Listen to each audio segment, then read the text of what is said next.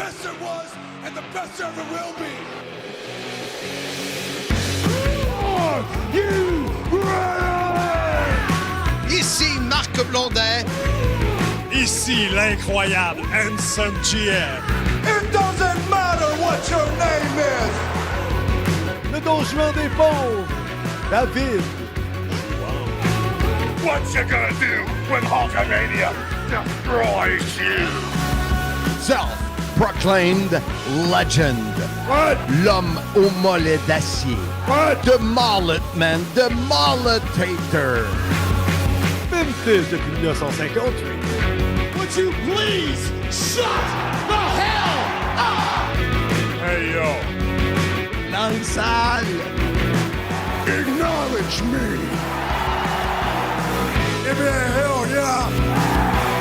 Soyez-y, mesdames, messieurs, le podcast des fans du sport spectacle.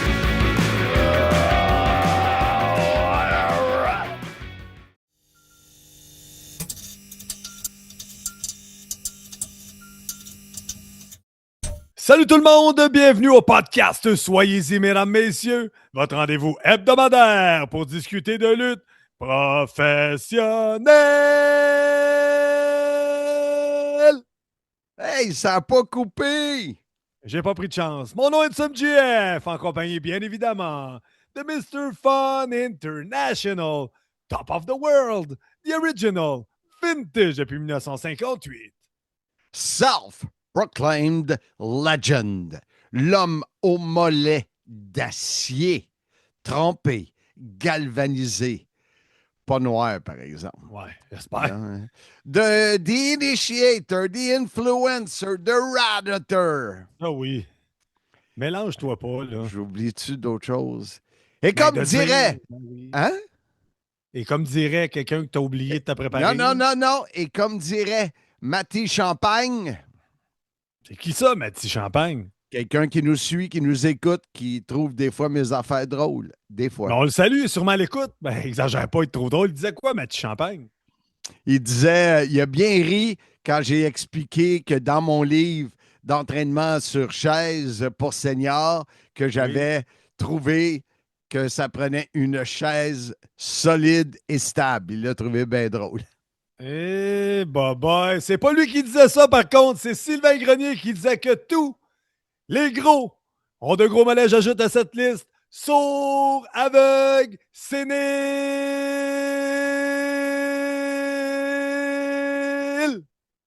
Calme-toi. amnésiques. Amnésie, mesdames, messieurs. Hey, partner, on perd pas de temps. Passons tout de suite au segment le plus populaire des ondes. J'écoute. Écoute. Ben oui, je sais, je fais Écoute, ça. Marc, C'est pour écoute, ça que j'ai écoute. des écouteurs, c'est pour écouter. Écoute, Baslac. Marc, écoute. Chronique mondaine. J'écoute. Les nouvelles du monde du catch. Écoute. Les potins savoureux. J'écoute. Les blagues pas drôles. Ah non, ça je n'écoute pas. Mais sais-tu quelle heure il est? Mais oui, c'est l'heure des nouvelles de Marc. Mais non. Enfin oui, mais on dit les nouvelles à Blondin. J'écoute.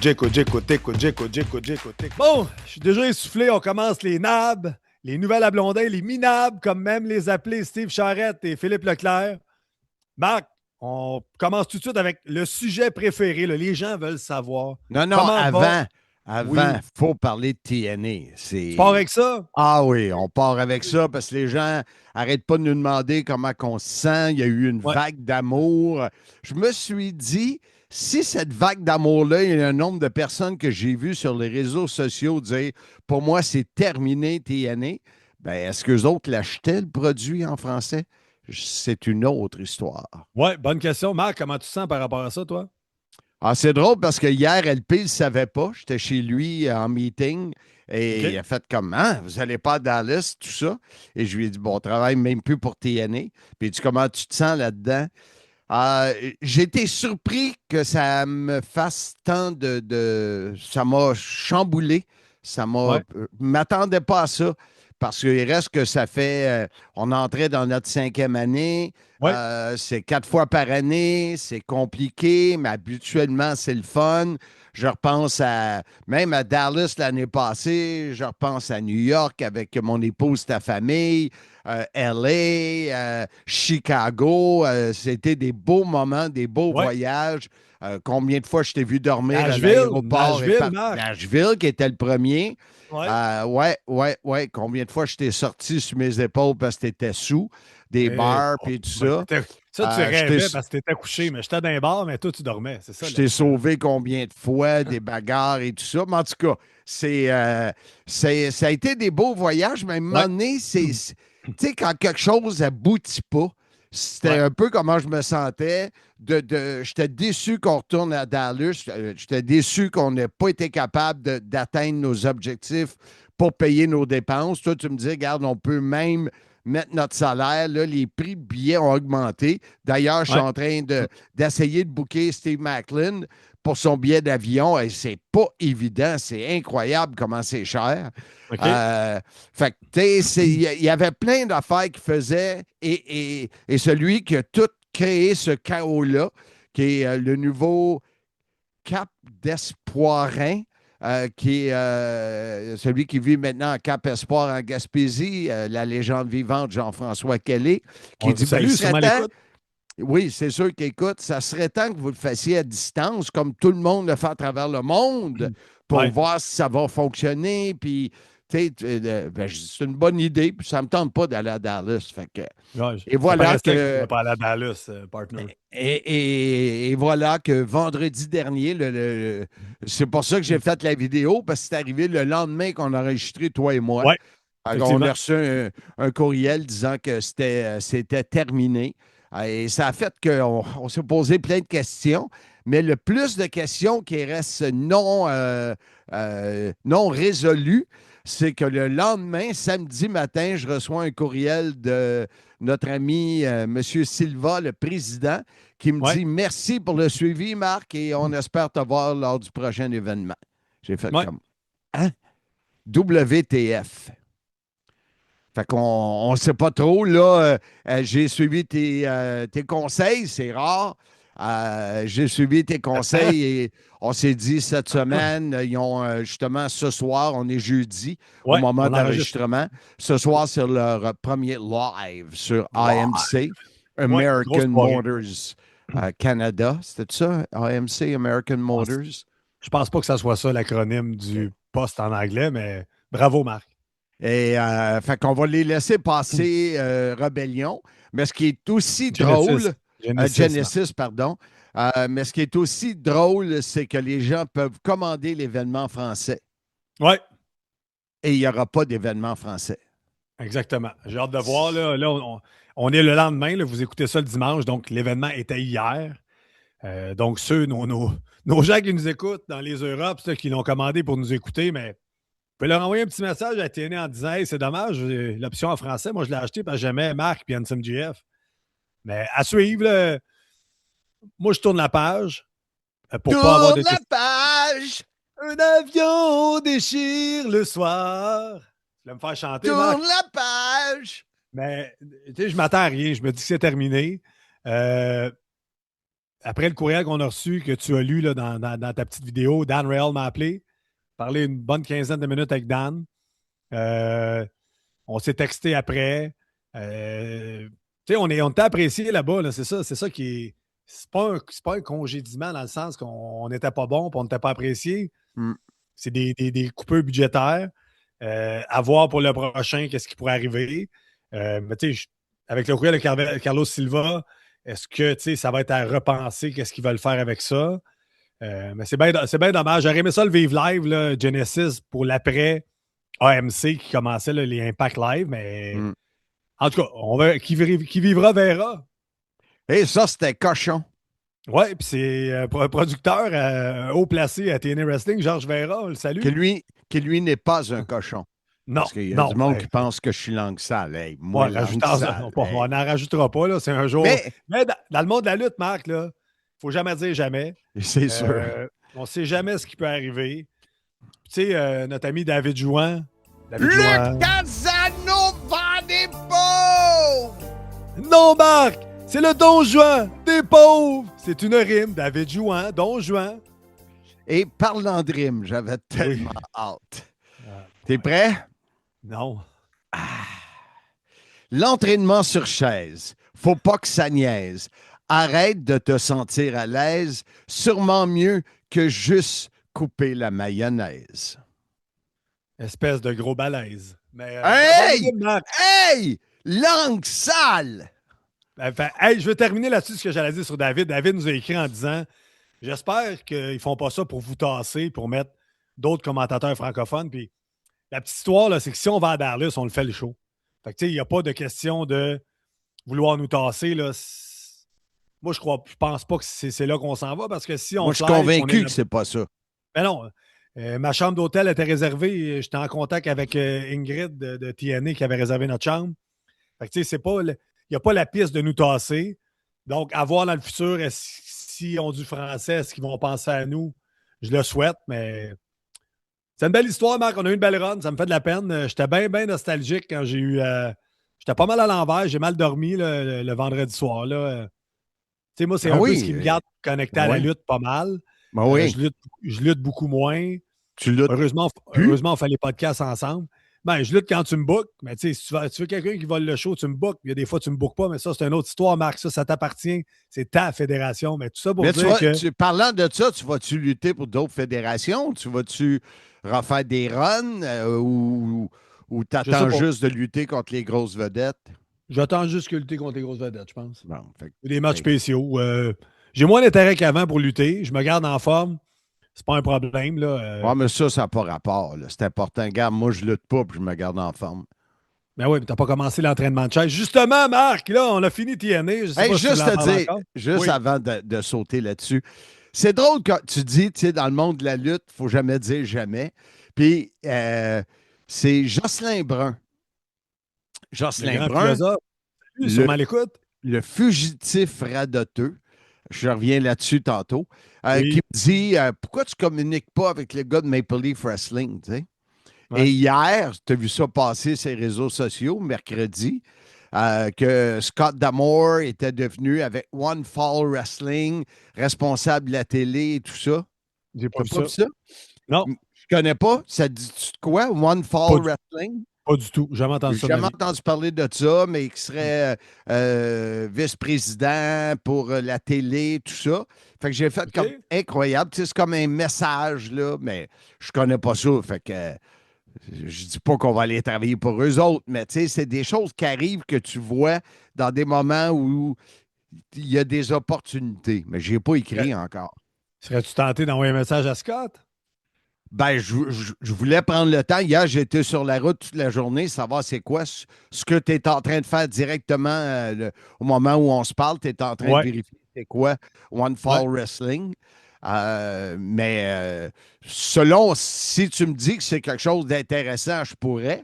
Mais, tu sais, il faut se le dire, là, puis je ne veux pas faire ma langue sale, là, mais TNA, des fois, c'était boboche, tu sais. Ross qui me retourne pas mon courriel pour me donner des invités sur le podcast. Il me dit toujours un invité, c'est assez, deux, c'est trop. Ça, il n'enlève rien. L'hôtel, tu sais, c'était boboche. Fait que j'ai pas le goût, à l'âge que je suis rendu, de descendre plus bas que TNA. Tu sais, d'aider TNA à monter correct. Là. Mais, fait que, tu sais, c'est ça.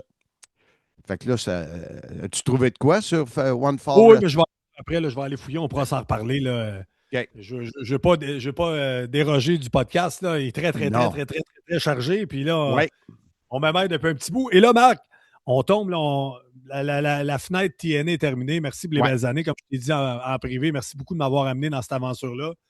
J'ai adoré ça.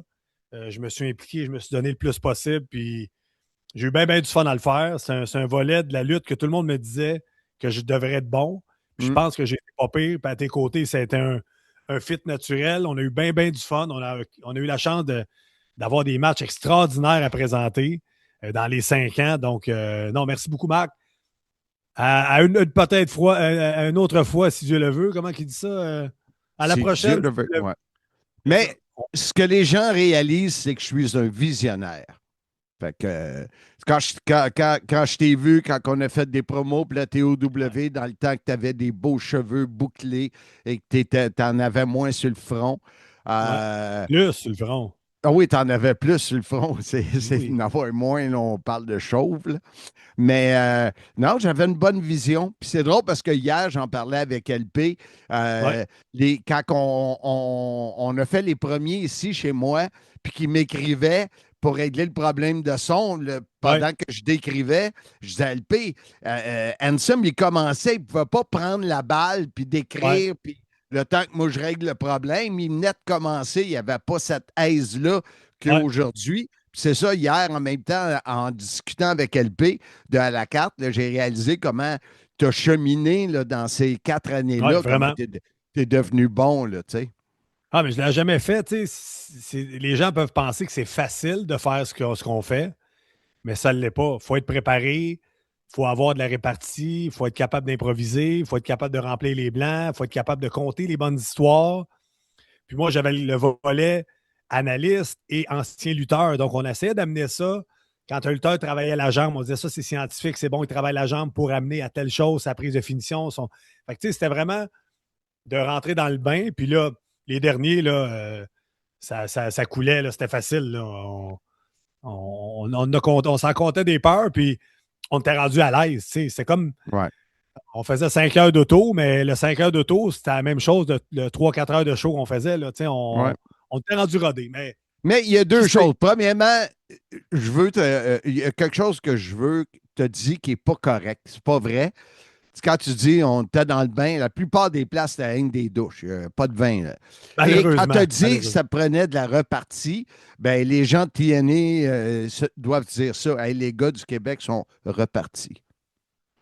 Hey, boy. On parlait même pas de rime, là. C'est ça le pire. J'aimais mieux quand tu me parlais de Stéphane Stanetsky, Goldberg des pauvres. Mais ça, c'est une autre histoire. Hey, Marc, on continue les nables.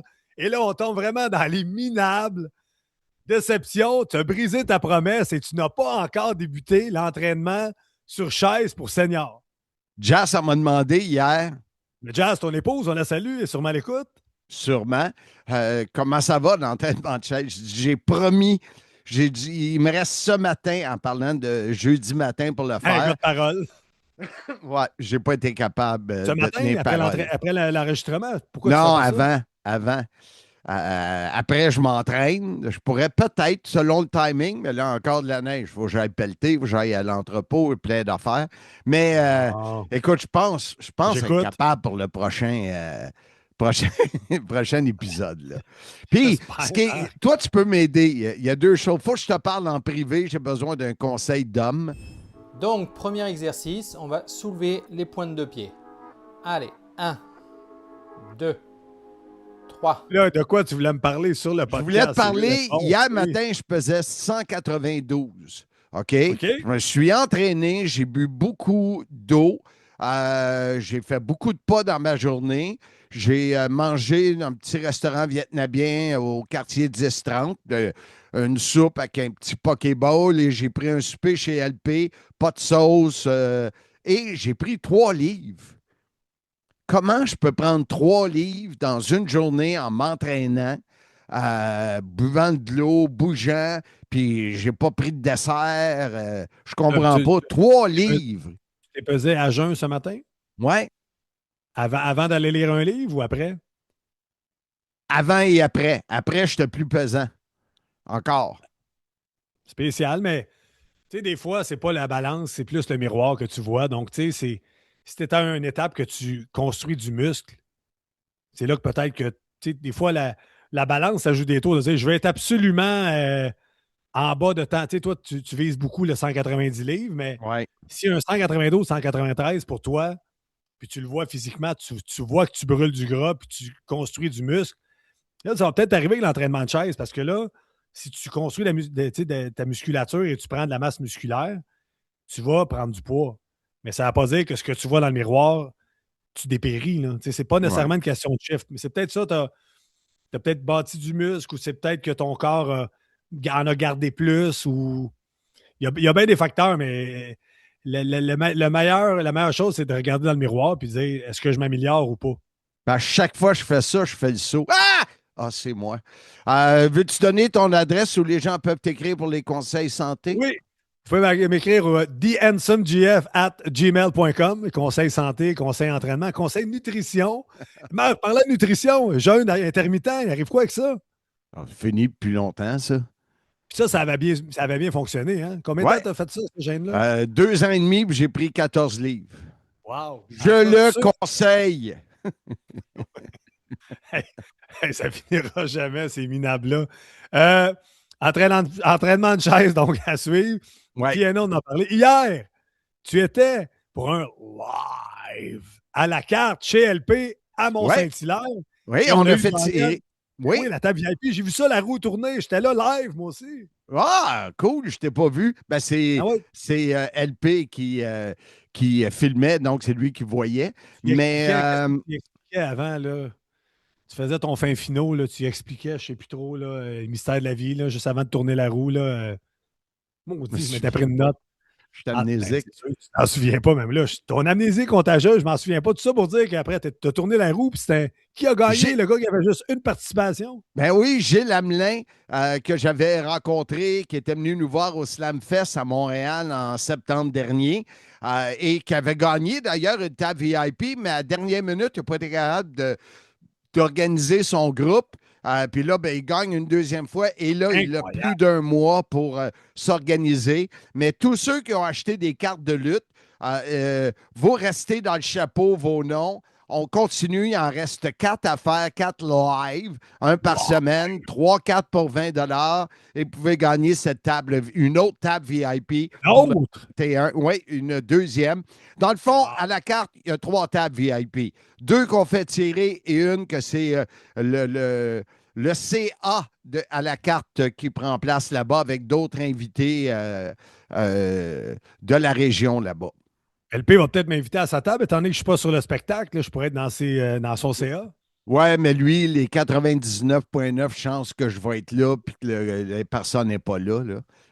Ah, Marc, j'ai été fiable dans ma vie. À chaque fois que tu m'as booké, j'étais présent. Mais ça, c'est une Oui, autre histoire. booké parce que tu étais payé, mais tous les événements où tu es invité et que tu n'as pas de paye, tu viens pas. Tu es un radin!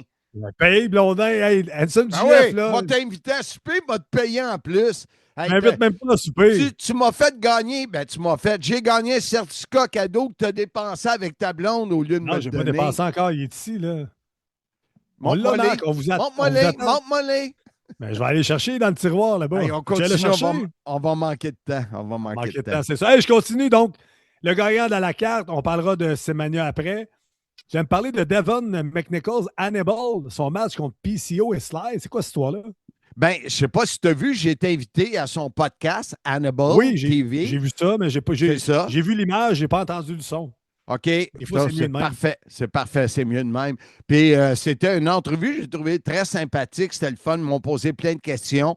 Puis lui, il était live. Fait qu'il y avait des questions qui venaient de ses auditeurs, mettons.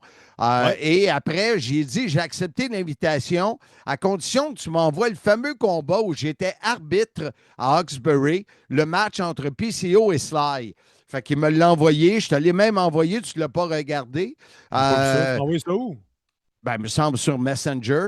Mais j'ai de la misère là, avec le Messenger sur le laptop. D'ailleurs, je t'ai envoyé l'invitation par courriel. Tu as de la misère avec bien des choses, partner. Oui, je le sais. J'ai de la misère au calvaire! As-tu du ressentiment dans le sang? C'est comme la rage dans une cage? Oui, exactement. Hey, tu vois à travers moi. Donc, on va le mettre sur la chaîne YouTube Marc Blondin. Je ne l'ai même pas regardé, moi non plus. Selon Martin Brissette, le millionnaire, son épouse, la jolie star et leurs amis sur l'île de Gilligan, il dit que c'est un combat moyen pour 2 lutteurs qui ont du talent. Mais je dis peut-être que c'est l'arbitre qui a fait j'avais jamais fait ça de ma vie. Fait que j'ai hâte de regarder ça. Ouais. Là, ça a été un moment intéressant. Puis il y a des fois que je prépare ma feuille pour le podcast, je me dis, cette semaine, j'ai pas grand-chose à parler. Il arrive tout le temps 56 000 affaires, dont ma phrase au tricheur. Oui, c'est plate qu'il n'ait pas dit ton nom. Ils ont juste dit ta phrase, mais c'est Marie, quelque chose, Jonca, comment elle s'appelle, elle? Marie? Marilyn. Marilyn Jonca qui a dit bon ski, bon snow, Bédard Bessieux. Et toi, opportuniste, tu as écran privé, tu en as envoyé une version audio du bon ski, bon snow, Bédard Bessieux. Elle dit qu'elle utilise cette phrase-là 150 fois par année. Et quand elle a reçu mon live que j'ai envoyé l'original, elle a dit « Je peux maintenant mourir ». Incroyable. As-tu vu, Marc, comment tu transcendes les générations? Exactement. Incroyable, me semble Mais bien. ton bon ski, bon Chair de poule, la garde de chair de police. Ça avait fait fureur avec mon ancienne équipe de baseball, là, les Royaux de la Couronne-Nord. Là, on partait en voyage, puis je leur avais fait une vidéo pour me planter en finissant avec le bon ski, bon snow, Bédard Bessieux. Ouais. Les gars avaient capoté. Donc, hey Marc, je continue. On en a parlé un peu tantôt. Simmania 12 qui s'en vient à Wallinac le 21 février prochain. Exactement, 19h, table VIP disponible, billet à 25 $ seulement. Vous allez sur grandroyalwallinac.com. Également, la Sim Expérience qui a lieu entre 16h et 17h30, 18h. Vraiment, là, le derrière du décor. Vivez l'intérieur du ring. Le derrière du décor, c'est bien dit. Quoi? Le derrière les rideaux? Derrière les décors aussi. Le derrière du décor. Incroyable. Ben, ça se dit. Ben, ça fait pas de sens, pareil. Continue. En tout cas, il y a 4 plateaux. Oui, ça, c'est cool, ça. Je pense que vous allez vraiment triper de vivre ça. Oui. Toute l'équipe a bien hâte de faire la première. Alors, c'est samedi, le 21 février prochain. Encore une fois, grandroyalwallinac.com pour l'achat de billets. Parfait. Tu m'as écrit Simmania 13 à Verdun? Non. J'ai peut-être pas mis de virgule, comme à chaque semaine. Simmania 13, je suis allé hier rencontrer le Days Inn. Je t'en avais parlé. Un hôtel à Blainville sur la 117. Et on est à ça d'une entente pour le 23 mai, samedi.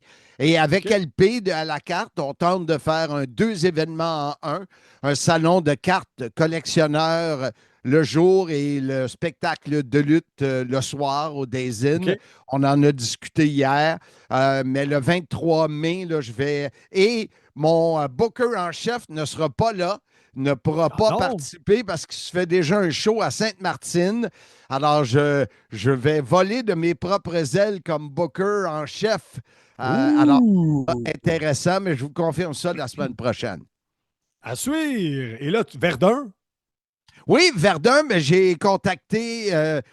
Garand, celui qui nous avait booké l'an passé dans la rue, dans la rue. Et je lui ai dit, écoute, je fais rien que te dire, juin, 40 ans dans le monde de la lutte, ça pourrait être le fun de faire un événement avec un Q&A dans le ring, puis tout ça. Dans la rue, puis il dit, oh, intéressant. Il dit, je te reviens, mais il dit oui, très intéressant.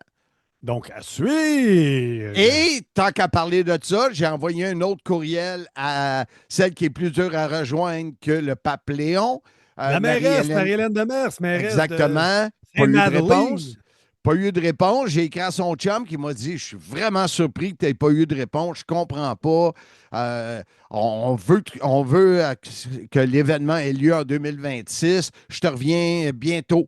Ça fait 3 jours de ça, je n'ai pas eu de nouvelles. Mais bientôt, c'est large, Marc. Hein? Oui, je sais. Surtout pour les gens de la Rive-Sud. Moi, je suis fiable, je te réponds toujours, Marc. Oui, mais c'est ça. Il peut y avoir un délai, pas 3 jours, là, quand même. Oui, il y a des délais.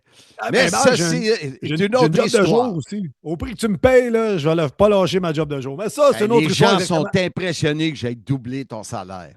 Et tu sais quoi? Si tu es fin, oui, je dois peut-être le tripler. Un 0 de plus? Oui. Ça commence avec 0. C'est ça le problème. Marc, le podcast de la semaine dernière, ta collection, une très bonne réaction. Oui, j'ai été surpris. Beaucoup, tu sais, des fois, on fait un épisode puis on n'a pas autant de feedback qu'on aimerait en avoir. Mais là, plein de monde qui ont donné des feedbacks. Alors, c'est certain qu'ils vont avoir hâte de voir les 2 autres murs. Et ça, on va faire ça dans quelques semaines. Ben oui, c'est pas aujourd'hui. Moi, j'étais tout mélangé. Là, tu voulais me parler de Wallinac avec Jocelyn Brun. Tu en as parlé un peu tantôt. Là, tu t'appelles le fugitif radoteur. C'est quoi cette histoire-là? Moi, je suis radoteux, Mais lui, c'est incroyable. Là. C'est incroyable. Il est venu avec moi, j'animais samedi passé. Oui. Puis il m'écrit, il m'envoie comme 172 messages de 4 secondes en me Oui. disant qu'il avait le goût de faire quelque chose ce samedi-là. Ben, je viens avec moi là-bas. Là, après ça, je dis, shit, pourquoi j'ai dit ça? Fait que c'était très simple. Un, il n'y a pas de char. Deux, sa blonde a pogné un nid de poule. Le char est brisé. Trois, il a fallu que je parte d'ici, aller à Saint-Hermas, aller le chercher, mais en même temps, jeter un coup d'œil sur le ring qui avance, Oui. qui est presque terminé. On s'en va à Wallinac. J'ai pas le temps de dire un mot. Il parle tout le temps, tout le temps, tout le temps, tout le temps. On s'en va à Wallinac. J'y offre le souper. En échange que lui, il paye le taxi puis s'en tourner chez eux quand j'arrive ici à minuit. Là. Et tout le long, il parle, il radote, Pas de il taxi. radote, il radote. C'est incroyable. Et au moins, s'il y avait de quoi d'intéressant dans ce qu'il dit, mais en Rien tout cas, d'intéressant. il n'y a rien. C'est incroyable. Mais je fais des blagues. C'est un bon Oui, gars, super. mais il tire du jus. Et on arrive ici, il faut que je te conte ça. Là, Vas-y. je rush, là. On call. On fait un appel, on fait un appel à Hubert 15 minutes. Fait que je suis dans l'entrée à minuit le soir, fatigué. Je suis dans l'auto avec Jocelyn, qui a juste hâte de sortir dehors pour fumer. Mais il neige, ça va pas bien, une tempête, là, samedi passé. Ouais. À 1 kilomètre d'ici, le Uber, il annule la course. Il revient de bord. On a un autre Uber, le deuxième, 15 minutes. Il arrive devant la maison. Je dis à Jocelyn, bye-bye. Je sors de mon auto. Il s'en va, il revient. Je dis, qu'est-ce que tu fais? Ah, il dit, il ne veut pas aller à Saint-Hermas, il veut s'en aller à Montréal. C'est quoi ça? Fait que, Incroyable. là, il m'envoie un troisième Uber, mais là, il est 15-20 minutes. Il est rendu Ouais, presque rendu 1 heure du matin. Là. T'es passé Et- ton heure, toi, là? Là, hey, ça fait longtemps. Mon heure, c'est 9 heures. Là, fait que ça fait 8 longtemps. heures. Et puis, le troisième, à un moment donné, tu regardes sur ton téléphone, puis tu vois, il est rendu où? Puis là, il ne bougeait Ouais. pas. Là, à un moment donné, je dis, qu'est-ce que tu fais? T'arrives-tu? Il dit, j'ai brisé mon wiper. OK. J'attends un autre 5-10 minutes. Je dis, qu'est-ce que tu fais? Ben, je viens pas. Hey, là, je mets le char à drive au dé. Oui. Et puis, je dis à Jocelyn, m'aller te reconduire. Là, j'étais plus fatigué. Là, j'étais comme en cibolac. J'étais allé Oui, le en reconduire. cibolac. Mais en revenant, ce qui était le fun, j'étais sur les 4 roues. Il n'y avait pas d'auto, des bancs de neige. Je me suis amusé avec mon 4 roues. Mon 4 Bon. roues. Mon Jeep. Fait que, Ton 4 ouais, roues. fait que c'était ça. Mais, Et là, et t'as remis ça mardi. ben T'as oui, tellement eu de fun avec mardi. Josh. Mardi, il a trouvé. Il est drôle. Ben non, il n'est pas drôle, là, mais il a trouvé une antenne de 30 pieds pour aller chercher, qui coûtait 25$ pour faire une arche d'entrée des lutteurs, qui OK. veut tout pimper. Qu'on n'a pas besoin de ça avant le mois de mai, mais là, c'était mardi. C'est à côté de la prison, pas loin de Laval. Finalement, c'était à La Chine. Ça a pris presque 2 heures se rendre là. Là, on l'a démonté. Ben, il l'a démonté. Il avait les doigts gelés. Il est fragile. Il est fragile. Je dirais pas qu'il est momoune parce que ça se dit plus, là, mais il est fragile. Fait qu'avoir su, je l'aurais démonté moi-même. Là, tu sais Ben comment oui, je suis évidemment. manuel. Fait Ben que, oui. on met ça dans le trailer. Puis on fait nos affaires. Fait que ça a été. Si vraiment ta vie est monotone, communique avec Jocelyn Brun, passe un peu de temps avec lui. Oh, tu vas dire, ouf, j'aimais bien ma vie monotone. Ben ouais, mais t'as fait un samedi et un mardi avec, t'en as redemandé, Marc. Fait que fais pas ton fin finaux. Tu l'apprécies, Jocelyn Brun. Ben Tout oui, ce qu'il fait ben pour oui. toi. À chaque Hey, on fois t'aime. qu'on mentionne le nom de Jocelyn Brun, ça lui donne un boost. Il travaille plus fort sur le ring. D'ailleurs, le 1er février, dans quelques semaines, dans quelques jours, on fait Oui. le test dans une salle à Saint-Hermas qu'on va louer avec des amis lutteurs. On teste le ring. Incroyable. Ben là, ça avance, tout ça, cette histoire-là. Et Marc, pour terminer les minables, t'es allé au Haut-Noir avec ton épouse, j'imagine? Oui, et un couple d'amis, mais comme le temps file, je vais garder ça pour la semaine prochaine, si tu le veux couple bien. d'amis? C'est Chantal et Daniel, qui sont Chantal, des anciens voisins de Thor. Thor, Thor, Marc Lacroix. Ben oui. yes, incroyable. Hey, tout est dans tout, Marc, dans ta Tout vie. est Et dans là, tout, mais c'est une expérience que j'ai capoté. J'ai failli faire une crise d'anxiété, mais j'en ai fait une petite, mais je veux prendre le temps. Là, on est rushé. La semaine prochaine, je vous parle de ça. C'est vraiment quelque chose à vivre une fois dans votre vie. Restaurant au noir, juste le monde se demande de quoi on parle. Un restaurant sur Prince-Arthur à Montréal où tu es complètement dans le noir. Tu es Tout le monde est beau, tout le monde est belle. Ouais, tu es servi par des non-voyants. C'est fantastique, mais une fois seulement. Alors, la semaine prochaine, tous les détails. Bon, ça fait le tour des minables, des nabs, comme on aime les appeler. Et Marc, le sujet du podcast cette semaine, WrestleMania 3, qui a eu lieu le 29 mars 1987 au Pontiac Silverdome au Michigan, devant combien de personnes? 93 173. T'écouteras Bertrand, là, c'est pas le bon chiffre. Là.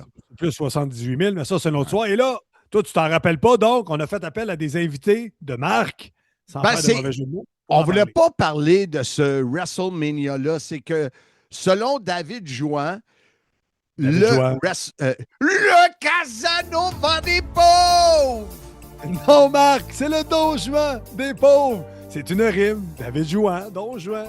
Et parlant de rime, j'en ai une deuxième.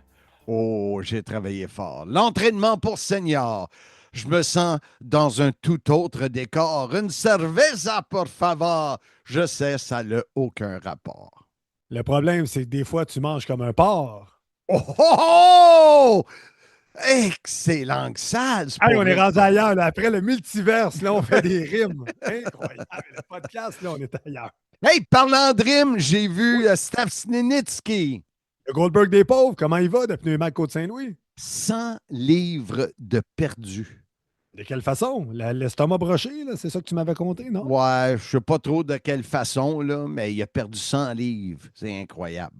Il n'est pas malade, là. Il est correct. Là. Non, il est correct. On regarde même de faire Royal Rumble chez lui, peut-être. Fait que, on est incroyable, Marc. T'étais venu, toi, chez lui, hein, pour un Mania, avec Sly? Oui, Mastro, moi, Mastro, Sly, on a mangé du filet mignon. Il a mis ça dans 2-3 TV, là, dans le sous-sol. Ça fait longtemps de ça. Oui, il fait longtemps. Dans le temps que Sly nous donnait des nouvelles, mais c'est une autre histoire. Exactement. Donc, tout ça pour dire que pour David Jouan, non, t'arrêtes là. Pour David Jouan, non, le WrestleMania 3 demeure un must dans tous les WrestleMania. J'ai voulu en parler avec Bertrand Hébert et David. Et on écoute le professeur qui est notre premier invité.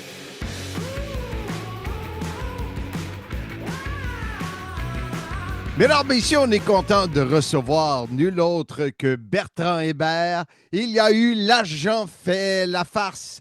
Il y a l'agent de Ricky Martel. Il me regarde en me dire où est-ce qu'il s'en va avec ça. Comment va l'agent de Rick Martel? Il va bien, là. C'est toujours un peu stressant. Là. Rick est un projet à la fois, là. Mais bon, là, il a dit oui à celui-là. On va se croiser les doigts que ça va conduire à d'autres projets. Si ça se passe bien, puis tout ça. Mais tu sais, il faut se souvenir que Rick va avoir 70 ans. Là. Oui. Donc, c'est ça. Mais Bert, quand tu dis ça, moi, je vais avoir 68. Je cours mon 4 km. Je suis en top shape. Je suis allumé, je pense. Ouais. Tu t'es-tu fait pitcher sur le dos et sur la tête une partie de ta vie? Non, mais je pourrais te parler de mes anciennes blondes, puis tu comprendrais, c'est pire. Ouais, mais là, la torture mentale versus, tu sais, se faire changer les hanches, etc. Là, physiquement, c'est plus difficile. Là, donc, les déplacements, les voyagements, puis tout ça. Oui, c'est sûr. Vas-y, Marc, essaye-les. Comment? Hia! Essaye, encore plus fort. Hia! Ah, là, c'est mieux. Mesdames, messieurs, Spring Stampede, c'est dimanche le 11 avril sur Canal Indigo et Rick. Il va y avoir de l'action, j'imagine? Oui, beaucoup d'action, comme dans les films de cowboys. Beaucoup d'action, beaucoup de mousquetaires. Puis moi, je connais ça, les cowboys. Alors, ne manquez pas ça, mesdames, messieurs. Appelez votre câbleau distributeur. Et c'est le 11 avril, Spring Stampede. Hia! Yeah.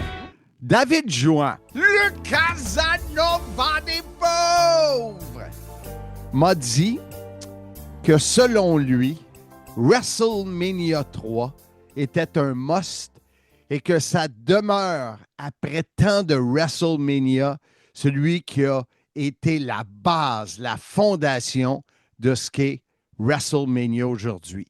Il en pense quoi, Burt Ebert? Ben, c'est un peu ça. C'est toute la mythologie de la WWE qui est basée sur WrestleMania 3. C'est l'objectif à atteindre. C'est le match plus grand que nature. C'est les combats de lutte qui dépassent l'entendement au niveau du work rate puis qui traversent les époques. C'est le rêve ultime.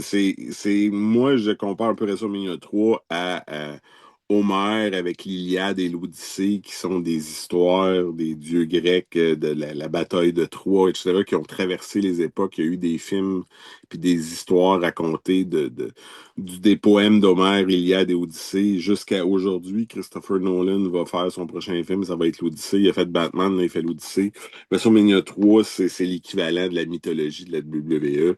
Chaque émission de lutte de la WWE ouvre avec des images de WrestleMania 3. Quand on fait référence à WrestleMania 3, on voit tout de suite Hulk Hogan et le géant, on voit cette photo où on voit toute la foule. C'est la mythologie de la WWE. Parce qu'on ne parle pas beaucoup des choses avant WrestleMania 3, on parle un peu de WrestleMania 1, Mr. T, mais l'image qu'on a d'aujourd'hui, je veux dire, si on prend WrestleMania 3 et on regarde avec l'image d'aujourd'hui, ça se ressemble un peu, le stade géant avec l'événement qui dépasse l'entendement avec tous les lutteurs sur la carte. Ben, on était un peu en avant du temps. On a perdu ce stade-là par la suite, puis ça a pris bien des années avant que ça devienne la norme. C'était le rêve, c'était le point culminant, la mythologie, ce qui fait rêver les gens dans leur salon, ce qui pousse les jeunes à devenir des lutteurs pour être un jour à WrestleMania. C'est tout ce que WrestleMania 3 représente, là. Selon toi, est-ce que c'est un coup de chance? Parce qu'on sait que WrestleMania 1, c'était sa partie de là. WrestleMania 2, on a essayé des affaires. Il y a eu WrestleMania 3. Ce que tu nous parles de l'Odyssée en étant si culturé pour un gars de la Montérégie, est-ce que tu penses que c'est un coup de chance de Vince? Je pense que ça a toujours été sa vision. Ils ont tout risqué sur WrestleMania 3. Ils ont fait ça dans un territoire qui était clé, hein? Détroit, Michigan, ça touchait à l'Illinois, à Chicago, qui est un gros marché, ça touchait à l'Ontario, Toronto. Ils étaient centralisés à un endroit où ils pouvaient aller chercher le maximum des gens qui étaient le plus fort dans leur territoire. Et le résultat était sûrement hors du commun. On a même boosté le chiffre à 93 000 quelque chose, selon toute vraisemblance et selon des chiffres exacts de personnes qui ont tourné les tourniquets. Ce serait plus 78 000 billets vendus. Ce qu'il faut se souvenir toujours... Question pour toi. Mais je veux juste faire un point. 78 000, c'est les billets vendus. 93 000 cucks, c'est Marc Blondin qui est là et qui ne se souvient pas qui était là. C'était ma question. Parce que Vince, tout bon promoteur de lutte, compte combien il y a de gars backstage, combien il y a de vendeurs de hot dogs, combien il y a de personnes qui s'occupent du stationnement dans un cas comme ça. Puis là, il rajoute le staff par-dessus la foule. Parce que c'est... Remarquez toujours comment c'est dit, c'est toujours people in attendance. Et non pas paid customer. Exact. Exact. Eh bien oui, c'est officiellement annoncé, c'est 93 000 personnes qui ont envahi l'enceinte du Silverdome de Pontiac. C'est un record mondial, effectivement. Un record mondial dans ce genre de spectacle, mais aussi dans tous les spectacles quasiment. Pour réunir 93 000 personnes à l'intérieur d'une aréna, il fallait que ça soit la Fédération mondiale de lutte, la WWF, qui tente ce pari impossible, cette mission impossible, et la réussir. Et j'en suis fier d'être ici, M. Carpentier, M. Auré. C'est incroyable. Aujourd'hui, t'as quel âge, toi, Burt? Moi, je suis trop vieux, mais je vais avoir, mon Dieu, c'est épouvantable, je vais avoir 55 ans cette année, Marc. C'est un beau chiffre, ça, 55, je trouve. Vu de même. Tu as même une autoroute à ton chiffre. Écoute, je crois rêver, je conduis même pas. Parce que tu pourrais la prendre, te rendre à Wallinac pour Simmania 12, mais ça, c'est une autre histoire. À pied, c'est problématique. Oui, mais ça te ferait du bien, je pense. Ça me prend un chauffeur. Mais tout ça pour dire que la nouvelle génération, tantôt, tu m'as mentionné que WrestleMania 3, c'est une des raisons pour lesquelles les jeunes lutteurs ont le goût de lutter, d'embarquer dans cette expérience-là. Est-ce que tu penses vraiment que la jeune génération va voir, va regarder WrestleMania 3? Ça va devenir de plus en plus rough.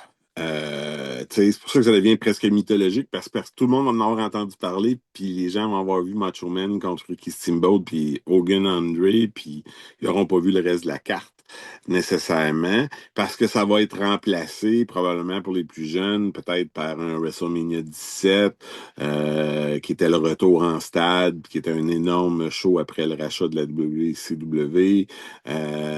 Mais ça va demeurer très mythologique.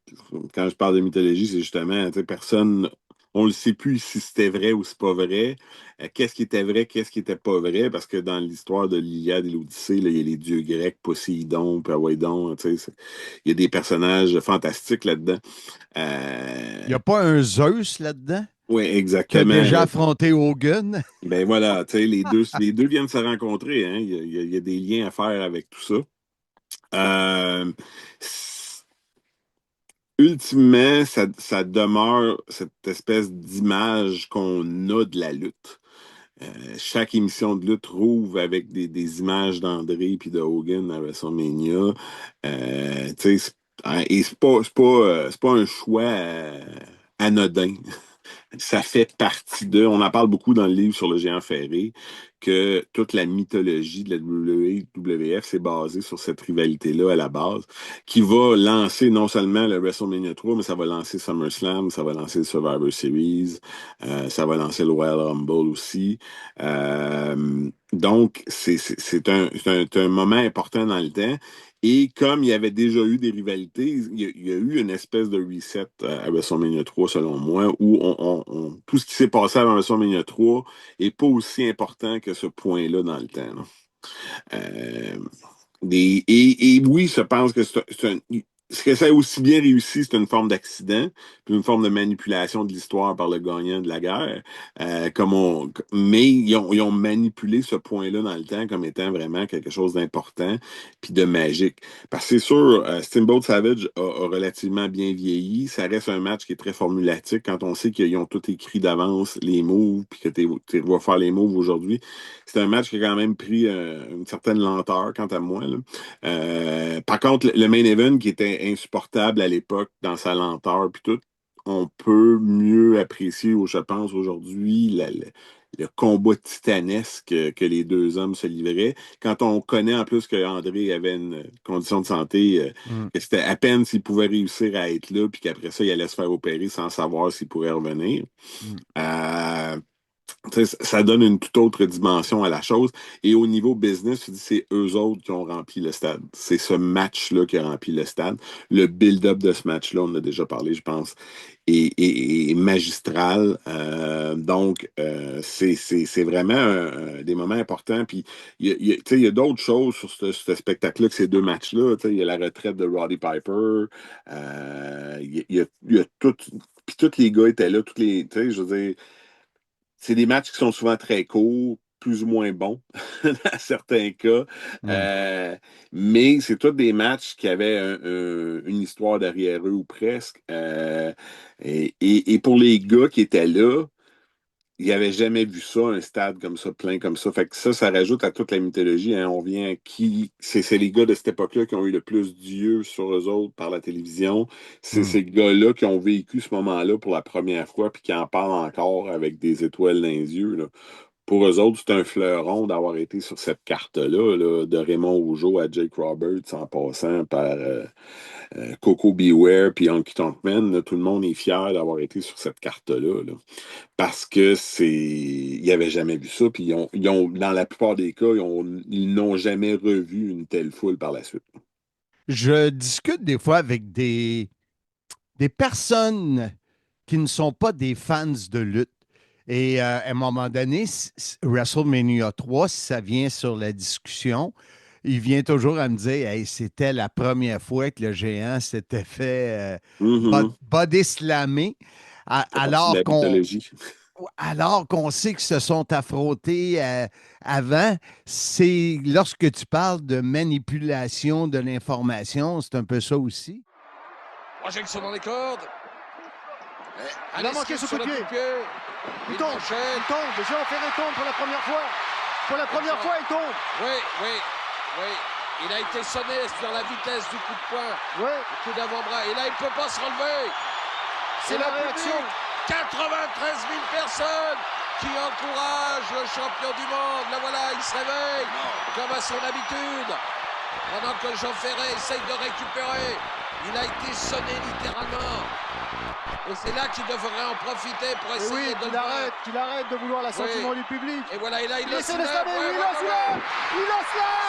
C'est la première fois que je vois le Jean Ferré se slammer. L'écrasement.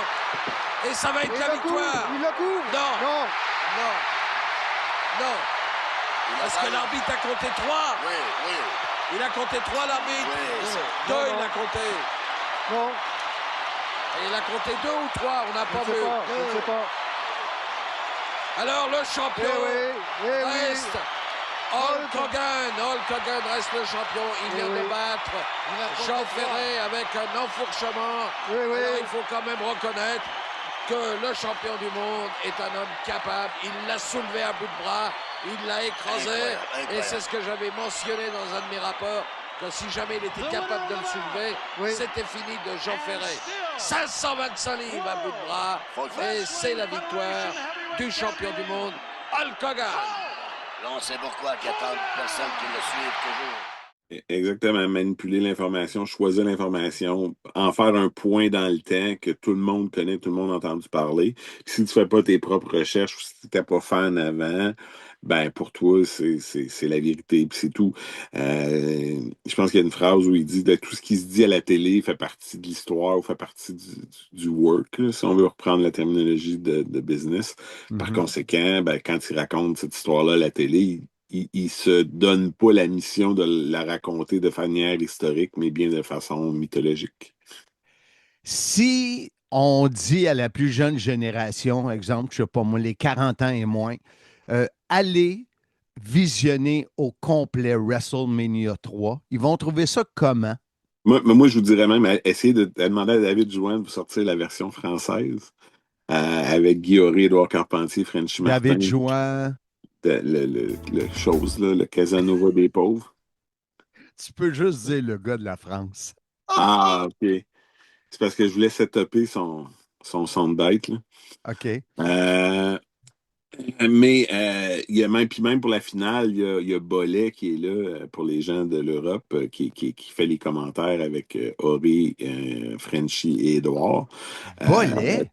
Oui, un des gars qui a lancé le géant dans la lutte, André Bollet, c'est même moi fidèle, je voulais faire la recherche, puis j'ai pas recherché le nom exact. Là. Mais il y a une 4e personne dans le main event, dans la version française, qui fait les commentaires avec eux. Nous sommes en présence actuellement, bien entendu, de votre commentateur favori, Édouard Carpentier, l'aristocrate du ring, Frenchy Martin, et un invité très spécial qui nous vient d'Europe, c'est l'ambassadeur en fait, Roger Delaporte. Preuve de la loyauté du géant, là, parce qu'il n'y a techniquement pas de raison que ce gars-là soit là, sauf si le géant lui a demandé d'être là. Il avait aussi d'ailleurs demandé à Gino qui avait lui refusé d'être là parce qu'il était encore trop amer face à sa situation.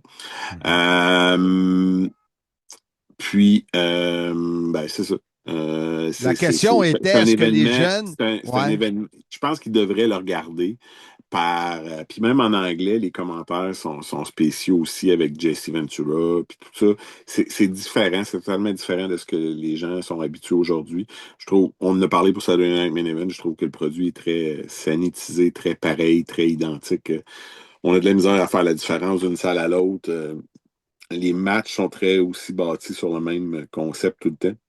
Beaucoup plus de différence dans ce temps-là, mais ça reste une époque où ce sont tous des gars qui ont monté dans les échelons, qui sont devenus là parce qu'ils étaient bons dans des territoires, parce qu'ils étaient des vedettes dans des territoires. Puis à partir de là, ils sont allés à un autre niveau. Ce qui fait que au niveau de la présentation, puis au niveau de la lutte, puis même les gars de cette époque-là vont le dire que les gars d'aujourd'hui sont beaucoup plus athlétiques. La lutte est devenue un sport beaucoup plus spectacle acrobatique que personnage contre personnage, gros gars contre petit gars, puis d'aller chercher l'émotion. Là. Moi, je me souviens vraiment qu'au final, c'est... moi, ce qui m'accrochait au départ dans la lutte, c'était vraiment le défoulement collectif. C'était une séance de défoulement collectif. Les gens allaient là pour crier, d'aller chier au cochon, comme qui disait par chez nous, puis de sauter au plafond, monter sur sa chaise pour encourager le héros, le babyface, le gentil. Hein, on appelle ça les méchants puis les gentils. Donc, c'était une époque merveilleuse pour ça. Les gens ne réalisent pas. Moi là, j'ai des souvenirs très, très, très précis de cette époque-là. J'avais un manteau d'hiver pour aller au show de lutte en hiver parce que les gens avaient le droit de fumer. Fait que ce manteau-là, je le mettais uniquement pour aller à la lutte. C'est le vieux manteau parce qu'il était, après ça, 2 semaines dans le garage puis il sentait encore la cigarette. C'était très, très typique comme atmosphère. J'ai des souvenirs d'atmosphère de ces époques-là, des shows au Forum ou des shows au Centre Paul Sauvé. Je pense que les gens qui étaient présents, à part toi, à WrestleMania 3, ont sûrement un souvenir d'atmosphère encore très, très important. Et c'est l'atmosphère que les gens doivent, au-delà de la lutte, c'est l'atmosphère que les gens doivent regarder et écouter. C'est pour ça que je parle des trames sonores, lorsqu'ils vont se donner la peine de regarder WrestleMania 3. Il y a sûrement au moins une version sur Netflix. Là. Je ne sais pas s'ils ont des versions françaises pour WrestleMania 3, là, même si elle existe toujours en VHS. Mais c'est vraiment spécial. Toute la mythologie basée là-dessus. Au-delà de Harley Race contre Junkyard Dog ou Hercules contre Billy Jack Haynes, les matchs plus qu'on se souvient moins, là, Iron Sheik et Nikolai Volkov contre les Killer Bees, puis des choses comme ça, là, qui sont des combats un peu moins marquants que d'autres. On a quand même nos Québécois qui étaient là avec la Can-Am Connection, Tom Zank, Rick Martel contre Morocco et Bob Orton. C'est annoncé maintenant, la Can-Am Connection face à Muraco et Orton. C'est à voir. The Magnificent. Les Rougeaux contre le Dream Team avec la fin de Brutus Beefcake puis Dino Bravo qui est au ringside. On avait l'équipe francophone au ringside pour ce combat-là avec Guioré. D'ailleurs, dans notre... dans le premier livre, à la semaine prochaine, si Dieu le veut, Guioré nous raconte qu'il restait pas grand temps avant la fin du gala, puis pour pas perdre le satellite, puis qu'entre autres, un de ses rôles au ringside était de s'assurer que les temps soient respectés, puis que les gars aillent à la maison avant de perdre le satellite. T'sais. Donc, notre équipe qui était là dans les années auparavant à lutte internationale était là aussi. Là. Donc, c'est pour ça que nous, on a appelé ça, là, dans notre livre, on a dit c'est jusqu'à WrestleMania 3, il y a comme tout un âge d'or de la lutte au Québec avec le début de lutte internationale puis de Varoussac, de Varoussac à WrestleMania 3. Là. Parce que WrestleMania 3 arrive là, peu de temps avant la fin complète totale de lutte internationale. Dernière question. Tu m'as surpris quand tu as dit tantôt que le combat de Macho Man était calculer chaque move. Et dans ma tête, tu ne veux pas aller là, mais dans ma tête, dans ce temps-là, les gars improvisaient plus. Oui, mais Ricky Steamboat est on the record que Macho Man est arrivé avec un match tout écrit, move pour move, sur papier. Macho Man était très, très comme ça. C'est d'ailleurs une mode qui est un peu la responsabilité de Macho Man aujourd'hui, que tous les matchs soient montés de façon si intégrale, move pour move. Un booking de la WWE aujourd'hui va inclure presque la description totale du match en avance. Ce qui fait que le producer peut vraiment suivre comment les gars s'en vont dans le match, puis s'ils font exactement le script ou s'ils sortent du script ou s'ils inversent des éléments dans le script. Ce qu'ils sont plus supposés de faire techniquement, à part peut-être de s'appeler John Cena ou des choses comme ça. Mais ça vient de là, l'idée originale, parce que Macho Man était comme ça. Idée qui concordait, exemple, avec Diamond Dallas Page, avec qui il y a eu des très, très gros matchs à la WCW. Puis je pense que l'idée vient un peu de là. Les gens se préparent un peu comme ça parce qu'il n'y a plus besoin de cachette, il n'y a plus d'improvisation. Je pense que surtout au niveau indépendant, les gars auraient avantage à se donner un petit peu plus de lousse pour l'apprentissage, parce que quand tu arrives dans les grandes ligues, oui, il faut que tu regardes de suivre le script, mais d'être capable de penser puis d'écouter ta foule pour décider qu'est-ce que tu fais puis quand tu le fais.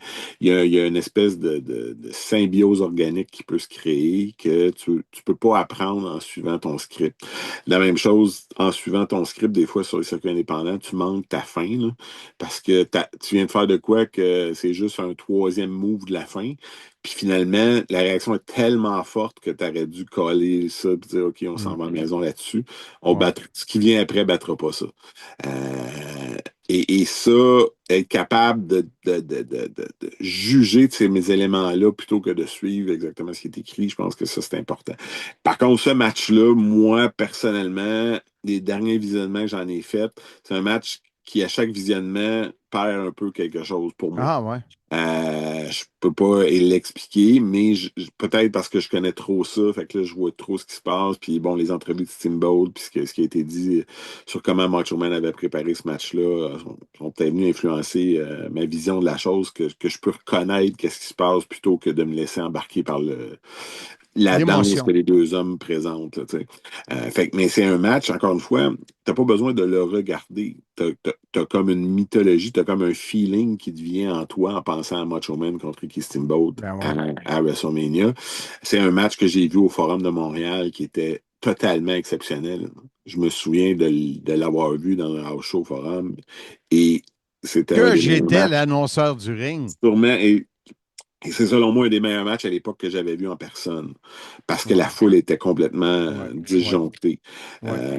Donc, c'est une rivalité incroyable. D'ailleurs, malheureusement, il n'y a pas tant de combats Steamboat Savage autres que celui-là qu'on peut retrouver dans les archives de la WWE. Et ils ont pourtant fait toute la tournée des house shows. C'est pour ça aussi que le match était si bon, c'est-à-dire que quand tu fais toute la tournée avant, tu pratiques, mais tu peux dire, OK, ça, on le garde, ça, on l'enlève, ça, on le garde, ça, on l'enlève. Lui, on le met à la fin ou de le mettre au début, puis etc. Là, fait que par le temps que tu arrives au de vrai match, au point culminant, ben là, tu as tous les meilleurs moments, les meilleures parties de la recette. C'est comme n'importe quelle, une pièce de théâtre en rodage à sa première présentation, puis à la dernière, ben c'est plus exactement le même spectacle. Techniquement, la dernière, tu as le meilleur du meilleur. Là. Est-ce que tu connais Benoît Bornet? Le nom me dit peut-être vaguement quelque chose, mais sans plus. Là. Un amateur de lutte qui est dans l'armée canadienne, qui est, je pense, basé en Alberta, m'a envoyé un courriel et je trouvais l'idée intéressante. Je te le demande live en entrevue. Live. Les contrats des lutteurs, style dans les années 60-70 comparativement aujourd'hui, l'évolution, c'était quoi l'histoire des contrats? Est-ce qu'on peut faire une prochaine entrevue et aller là-dedans? Oui, on peut sûrement en discuter. C'est vraiment complexe parce que d'un territoire à l'autre, ça pouvait changer. Il y a des gars qui avaient des exceptions. Puis les contrats d'aujourd'hui, même avec les contrats d'il y a 5 ans ou 10 ans, c'est plus du tout la même chose. J'aimerais ça, moi. Quand ils m'ont lancé ça, j'ai dit, j'aurais, me semble, 1000 questions à poser. Là. Fait que, tu sais, si tu regardes les contrats de hockey aujourd'hui, je ne veux pas rentrer dans le sujet, mais je veux juste planter la petite graine dans le cerveau. On peut en parler. Il n'y a pas de souci. OK. Je te laisse combien de temps? 6 mois, 1 an? Non, mais là, je ne suis pas Mathieu Lavigne. Là, mais non. 2-3 semaines? Quand tu veux. Là, OK. Parfait. Parfait. Alors, Benoît sera content. Bertrand Hébert, le professeur, merci beaucoup. On te souhaite une belle journée sur la rive sud. On dit ça, rive sud? Oui. Ben, oui, je Sud-ouest, pense que oui. sud-ouest. C'est plus le sud que Laval, mettons. Oui, pas mal, pas mal. Et plus le sud que le Groenland. Oui, effectivement. Ah, là, commence-moi pas. Là. Salut, Bert. Merci Après beaucoup. Groenland, Coming for Us, Marc. Ah, je sais. Je sais, mais on ne sera plus là. J'espère. Ouais, j'espère. Hey, bon 55e. Ouais, là, c'est juste au mois de mai. Là. J'ai le temps. Ici Roger Demers, propriétaire de Sécurité L Demers et Fils à Valleyfield depuis plus de 40 ans. Vous pouvez compter sur nous pour assurer votre sécurité via la centrale de signaux d'alarme ou via le système de surveillance et de sécurité incendie. Sécurité L Demers et Fils, les spécialistes en système de sécurité 450-373-7090. Alors, intéressant, la vision du professeur Bertrand Hébert. Et j'aimerais bien être dans la tête des plus jeunes, savoir si ils vont être tentés, ceux qui n'ont pas connu WrestleMania 3 de cette génération-là, autant les jeunes lutteurs, s'ils sont tentés d'aller revoir cet événement-là. Si on a fait que cet épisode du podcast a créé cet intérêt-là, que pour les plus vieux, c'est un must. Mais celui qui a eu l'idée de l'épisode, mon cher Handsome, c'est nul autre que David Jouan. David Jouan. Le gars de la France. OK, parfait. Oui, je replace, là. Ouais. Fait que c'est lui qui a eu l'idée. Fait que, dans le fond, lui, il a des idées parce qu'il aime ça être sur le podcast, de voir son visage puis tout ça. Fait que, comme dirait... velu. Oui, et comme dirait Richard Charland, son visage inquiétant. Évidemment. Alors, je te laisse présenter notre patron avec tout le respect. Ben oui, sans plus tarder, tu as la chance de t'entretenir avec le patron, le PDG européen du CIM, le Casanova des... Non, le Don Juan des pauvres, David Jouan.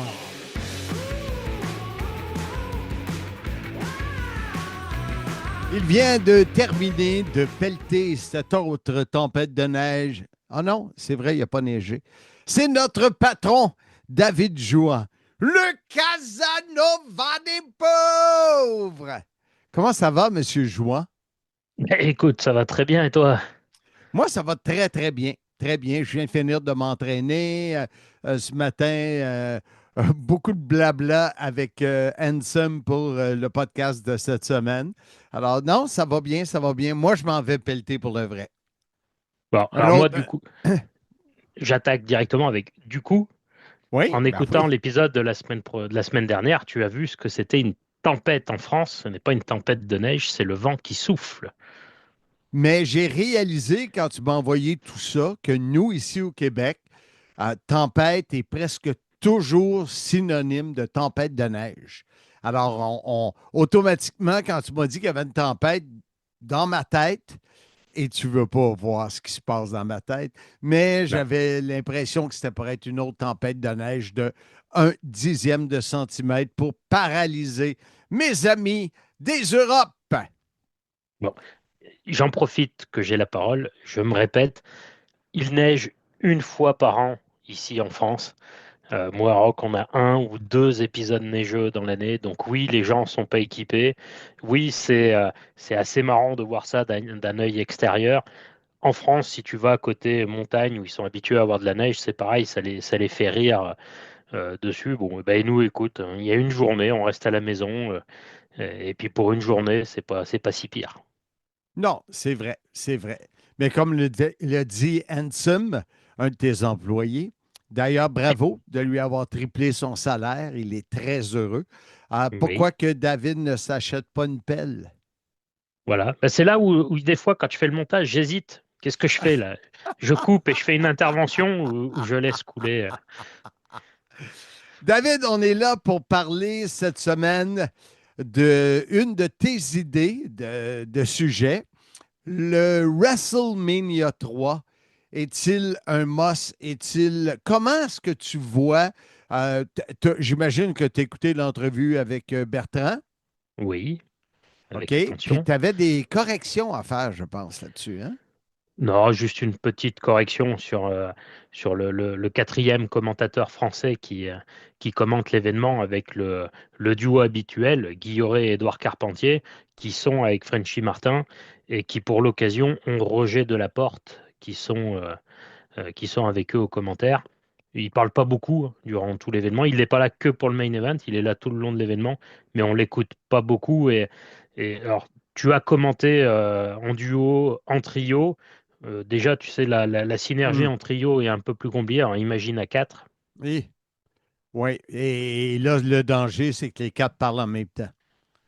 Ouais, ou qu'il y en a un qui a rien à dire et que ça fasse une plante verte, c'est ça? Oui, où tu peux découvrir les Denis Drolet. Alors là, il va falloir m'expliquer. Oui, tu t'en vas sur YouTube, tu fais Denis Drolet parle en même temps. D'accord. Fais ça, puis donne-moi des nouvelles. Ouais. Mais je vais attendre, je vais pas le faire tout de suite. Non, fais pas ça tout de suite. Tu iras faire ça après avoir pelleté.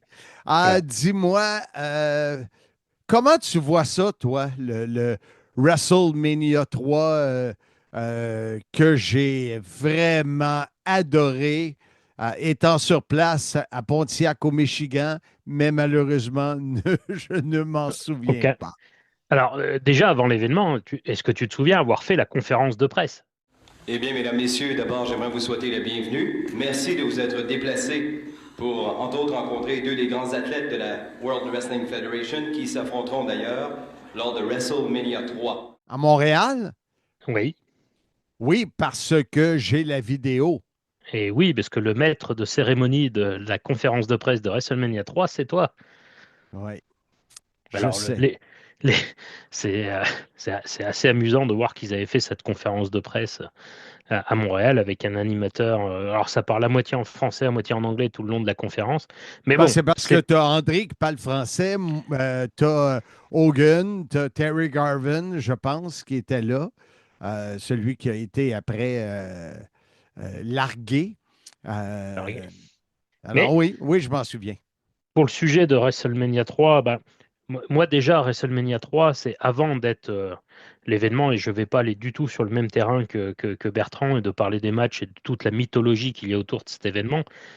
Mais moi, je me répète encore une fois, j'ai commencé à regarder la lutte en 94, à vraiment devenir accro en 95. Et il y avait une boutique en France, Catchmaniac, dont on a déjà parlé, où on pouvait commander les VHS d'événements. Et il y avait la VHS de WrestleMania 3 qui me faisait de l'œil.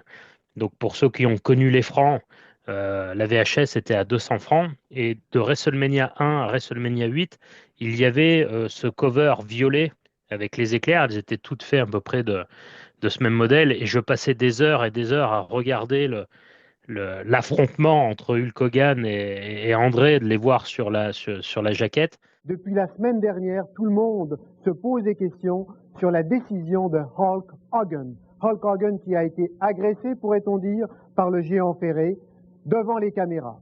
Va-t-il relever le défi? Veut-il faire un championnat du monde avec le géant ferré? La réponse dans quelques secondes. Et ma première surprise quand j'ai enfin pu avoir l'événement, c'est que visuellement, ça n'a rien à voir avec tous les autres WrestleMania. Déjà, par la foule, par le stade. On dit souvent que WrestleMania 1 a posé les bases de l'événement, mais pour ceux qui voyaient les shows, la WWF faisait souvent des shows au Madison Square Garden. Mm-hmm. Et au-delà de la hype des matchs, Mr. T, Cyndi Lauper, mais visuellement, si vous regardez WrestleMania 1 et si vous regardez, par exemple, le show de 84 où Hulk Hogan prend le titre à Iron Sheik, visuellement, c'est pareil. Ouais. C'est un événement comme on avait l'habitude de voir au Madison Square Garden. WrestleMania 2, bon, ils ont tenté un truc dans 3 villes. Je ne vais pas revenir, on peut éventuellement en parler. Est-ce que c'était une bonne idée d'essayer de faire ça dans différentes villes? Bon, il y avait sans doute un petit billet à prendre. Mais bon, WrestleMania 2, je pense, c'est un petit peu le soufflet qui redescend.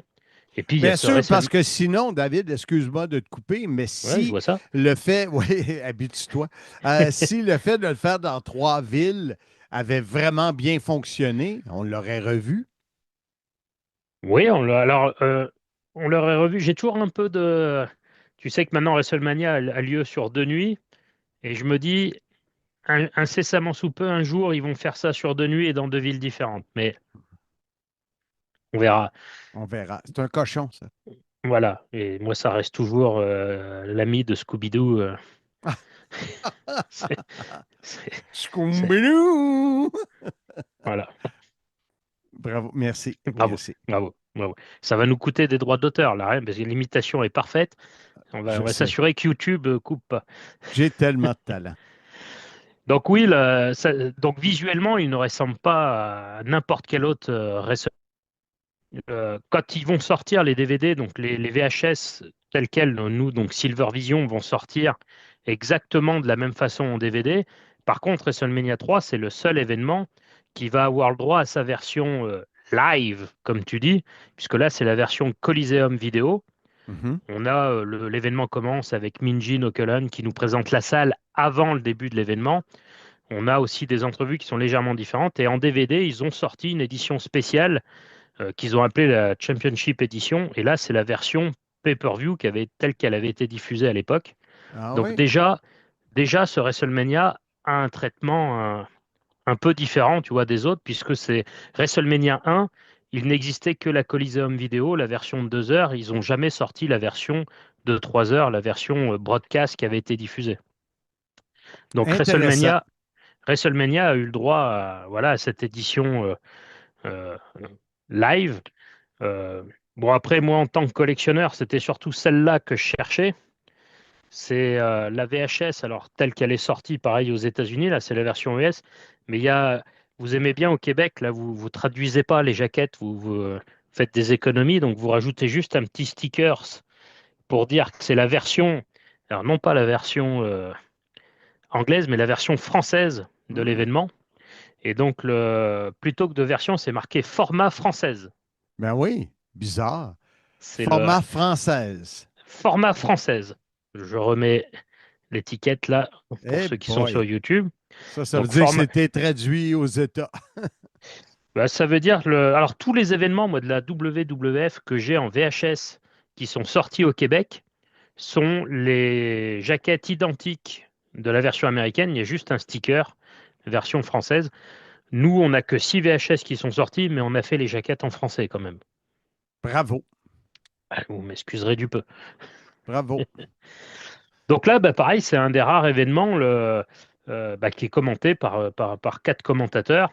Et puis, j'en profite pour montrer un petit peu mon travail, puisque c'est aussi le premier événement old school que j'ai fait en Blu-ray, en version française, donc en haute définition, avec les commentaires français. Tu sais que je synchronise la bande sonore de l'événement sur les versions haute définition. Et je suis en train tout comme je l'ai fait pour Bercy 87, je suis en train de restaurer les passages de la Coliseum vidéo pour pouvoir proposer la même version que la Coliseum vidéo, mais en haute définition, qui là n'existe pas, puisque ce n'est pas la version que vous aurez sur Netflix. J'en profite également parce que j'ai vu plusieurs qui posaient la question. Non, Netflix ne propose pas les anciens événements en français, pour la simple et bonne raison que très peu d'événements étaient commentés en direct en français, et on avait des versions soit Coliseum, soit des versions qui étaient coupées pour la télé, comme tu as pu faire avec la WCW, des versions de 2h30. Canal+ aimait bien ce format-là. Et donc, s'ils devaient mettre les versions françaises de l'époque, ils seraient obligés de mettre un fichier à part. Ouais. Okay. Donc, pour ceux qui espèrent... Bonne explication. Pour ceux qui espèrent avoir les anciennes VF, a priori, ça va être compliqué. Il y a, à ma connaissance, ceux qui étaient commentés en direct, les événements de 97-98, que Raymond Rougeau et Jean Brassard commentaient sur place pour Canal Indigo. Et ils avaient mis sur le network le Royal Rumble 87, mais la version française n'a pas suivi sur Netflix. Après, il y a toujours la solution que Pat Laprade et Kevin Raphaël ou Nadir Mohamedi et Christophe Ajus commentent les anciens événements pour ajouter la langue française. Mais pour ceux qui veulent voir la version française des événements comme ça, il faut se tourner vers le marché de l'occasion et la VHS. Alors, c'est tout ça que tu voulais nous parler de WrestleMania 3 ou tu dois avoir plus de... Non, c'est ça que tu avais en tête? c'était déjà pour montrer un petit peu ce qui existait autour de WrestleMania 3. Je sais que tu as la deuxième, mais il y a aussi les pop qui sont sortis sur l'événement. Alors, je où la les ai. pop. Ben oui, c'est ce que je te dis, elles sont derrière toi. Donc, oui, soit vous avez la pop avec Hulk Hogan, soit celle avec André le Géant. Mais ça démontre encore une fois, par exemple, l'importance de cet événement-là, parce que vous n'avez pas des pop de chaque WrestleMania. Je vais même me tenter à dire, je pense que c'est les seuls. Ça se peut très bien. Liés à un WrestleMania. Donc déjà là, ça nous donne une très bonne avenue vers le pourquoi que WrestleMania 3 est un must. Là. Juste ce que tu viens de nous montrer, ce que je n'avais même pas réalisé avec les pop. Oui, pour moi, WrestleMania 3 est largement devant WrestleMania 1. On a peut-être un événement qui a posé les bases avec WrestleMania 1, mais WrestleMania 3 reste pour moi, aujourd'hui, quand vous allez regarder au mois de mars WrestleMania 2026, les WrestleMania de ces dernières années, dans le stade ou autre, on peut dire que c'est à partir de 2008 qu'ils ont ramené les WrestleMania dans les stades ou autre, où on arrive à recréer. Alors, je vais être repris par les profanes. Il y a eu WrestleMania 17, WrestleMania 18, 19 qui ont eu lieu dans des stades. Après WrestleMania 20, 21, 22, 23 reviennent dans des petites salles. Et c'est réellement à partir de WrestleMania 24 que tous les WrestleMania vont avoir lieu dans des stades. Mais c'est l'ambiance de WrestleMania 3 qu'on retrouve là. Il y a quand même une belle ribambelle de matchs aussi. Pas tous des super matchs, mais il y a des classiques. Bertrand a parlé de Macho Man contre Ricky Steamboat. Alors moi, par rapport à lui, ça reste encore un de mes combats préférés aujourd'hui. Et j'adore d'ailleurs, parce que même pendant le match, Guy Yoret et Édouard Carpentier, ce sont quel match. Ils le disent, c'est quel match. Et ça va être 1, 2, dégagement encore une fois. 1, 2, dégagement. C'est à toi, à moi. C'est incroyable ce match, un rebondissement. On va faire une crise cardiaque tout à l'heure. Et voilà, et la fête continue, on continue à se malmener. Un très très bon match pour les experts. Écrasement dans ce cerveau. De l'épaule sur le bas. C'est la tête et l'épaule qu'on portait sur le coin du ring. Ils sont en train de vivre en direct et ils ont conscience qu'ils sont en train de passer à l'histoire. Et puis, oui, je pense que sur le chiffre des 93 000 et quelques, là, je ne sais pas s'il est écrit quelque part, qui est toujours contredit par tout le monde, c'est les chiffres de Vin, parce qu'ils comptaient ceux qui étaient autour du stade, dans le stade, et ils comptaient les roues de voiture, enfin bref. Mais la plupart sont venus pour l'événement principal. Et oui, c'est décidé, Hulk Hogan a lancé le défi. Il fera un championnat du monde à WrestleMania 3 le 29 mars prochain.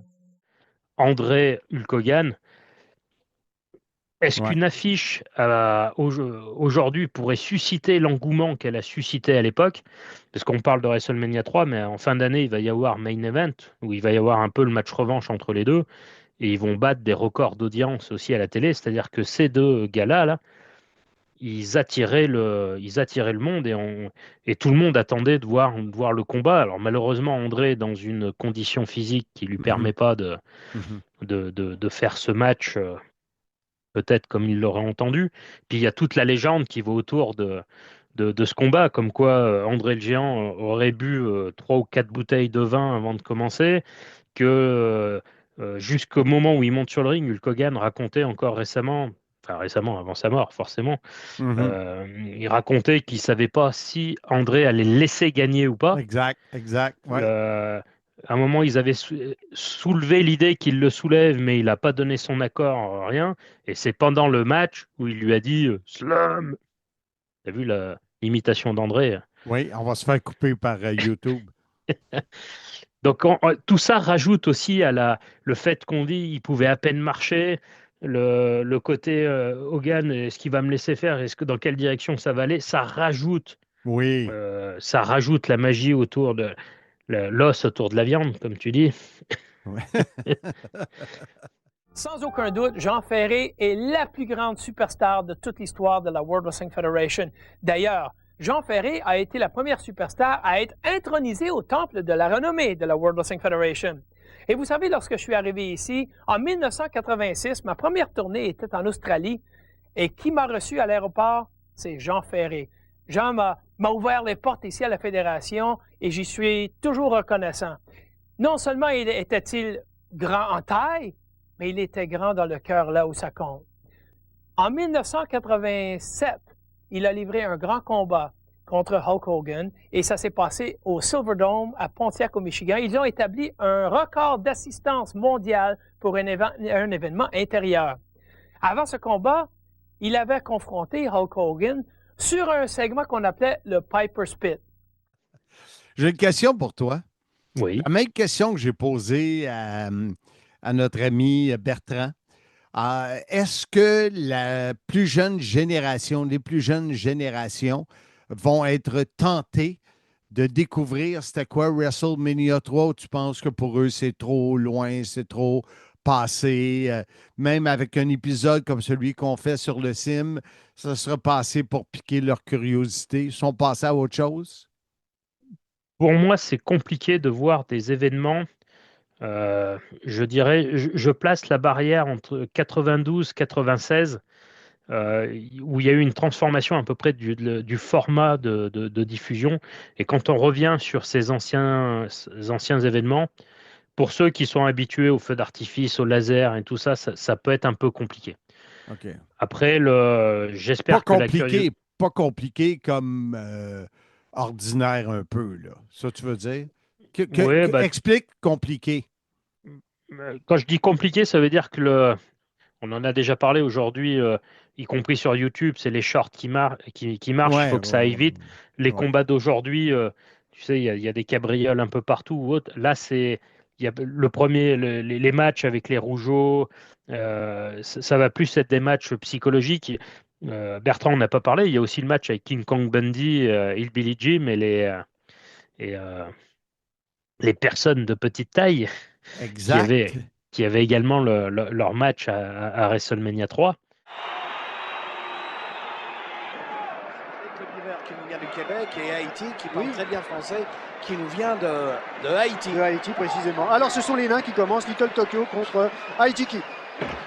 Et voilà, de la vitesse, on revient avec une prise de tête, on dirait deux petites balles de ping-pong dans le ring. Avec Little Beaver, entre autres. Entre autres, avec King Kong Bundy qui veut tenter un splash sur eux et qui va créer un peu de détention. Tu vois, c'est des souvenirs qui restent. Le combat n'est pas génial, mais c'est des choses qui restent. Le Macho Man, Ricky Steamboat, c'est un classique, mais par contre, il y a eu tellement de choses qui ont été faites après. Est-ce que les fans quelqu'un qui consomme un tout petit peu de lutte, je te dirais, à mon avis, il peut y aller. Quelqu'un qui consomme la lutte d'aujourd'hui, qui a vu... c'est la même chose pour le match Razor Ramon-Shawn Michaels de WrestleMania 10. Pour moi, ça reste le meilleur match de l'échelle de l'histoire. Mais il y a eu, malheureusement, enfin je vais le dire, malheureusement, il y a eu tellement mieux après, mais ça reste le premier qui a posé les bases. Ça reste le meilleur pour moi. Ouais. Là, c'est un peu pareil pour cet événement-là. Et je ne l'ai pas vécu. Il a été diffusé sur Canal+, à l'époque. J'imagine, en 87, les gens qui ont vu ça à la télé, ça devait être... lorsqu'il était diffusé en circuit fermé aux États-Unis, je ne sais pas au Québec, peut-être juste disponible dans les vidéoclubs quelques mois après, mais en France, il a été diffusé à la télé. Wow. Et en 87, voir ça à la télé, je pense que c'était... ça devait être énorme. Énorme. Tu as calqué ça de notre ami... Ça va être énorme. Célia. Célia, oui. Ouais, non, très intéressant. 2, 3, 4 phrases. Très intéressant, un sujet. On a mis beaucoup d'os autour de la viande avec ton implication et celle de Bertrand. Très intéressant. Oui, ça me donne le goût d'aller revoir le show que j'ai vu parce que j'étais là, moi. Bon, moi, je te propose de le regarder en français pour pouvoir savourer tes entrevues. Ah non, tu les fais pas. Pas d'entrevue. Non. Ça, c'est le bout bizarre. Mais que veux-tu, c'est comme ça. David, un gros merci Alors, Oui. moi, justement, on va en profiter. Si parmi les auditeurs, on a un hypnotiseur, quelque chose, moi, je lui propose de rentrer en contact avec toi. Parce que c'est quand même terrible d'avoir assisté à ce qu'aujourd'hui on classe comme un des plus grands WrestleMania de l'histoire et de ne pas s'en souvenir. Donc je pense que sous hypnose ou autre, il y a peut-être moyen de faire revivre des souvenirs. Donc si vous avez ces capacités-là, je vous invite à rentrer en contact avec Marc. Je vais te poser une question. Je pense que j'ai la réponse, mais je ne suis pas certain. C'est là qu'il y avait les petits rings Oui, de il rentrait. transport. Encore une fois, tu vois, quoi? Mais est-ce tu que te j'ai vu souviens, ça à la télé ou. Il me tu te semble que souviens, j'ai vu ça là. tu te souviens peut-être pas de l'événement, mais encore une fois, il a cette particularité. C'est comme ils étaient dans un stade. Alors, a priori, ça a surtout été fait pour André qui ne pouvait pas marcher. Mm. Mais ils ont des petites voitures en forme de ring, effectivement, qui les emmènent jusqu'au ring. Et dans l'inconscient, il y a ça aussi qui reste. Il y a des figurines encore dispo sur le marché de l'occasion, le petit ring avec les lutteurs. Oui, en j'ai viande. André. J'ai Eh ben, André. J'ai voilà. pas aucune, mais j'ai André. Et puis, Je me souviens de l'image de Macho Man aussi. Et donc, c'est un WrestleMania qui a sa saveur à lui et qui est différent des autres et qui aura pour moi marqué la légende. Quand on dit le show des immortels, pour moi, ça part d'ici. Bon. Malheureusement, les immortels nous ont quittés. Pas tous, mais oui. À un Ces moment deux-là, donné. sa pochette. Là. Oui, alors si on prend la liste de ceux qui ont participé, il n'en reste plus. Mais bon, on ne va pas tenir à jour l'annuaire non plus. Non, parce que ça nous donne l'idée de faire des épisodes sur les gens disparus. Mais parlant de gens qui sont disparus et qui ne le sont pas, dis-nous pourquoi on ferait un épisode sur Shawn Michaels en deux, trois phrases. Pour Shawn Michaels, parce qu'aujourd'hui, quand on regarde les épisodes sur les lutteurs qu'on a fait, on est à peu près dans le top 10 des plus grands lutteurs de l'histoire du monde de la lutte.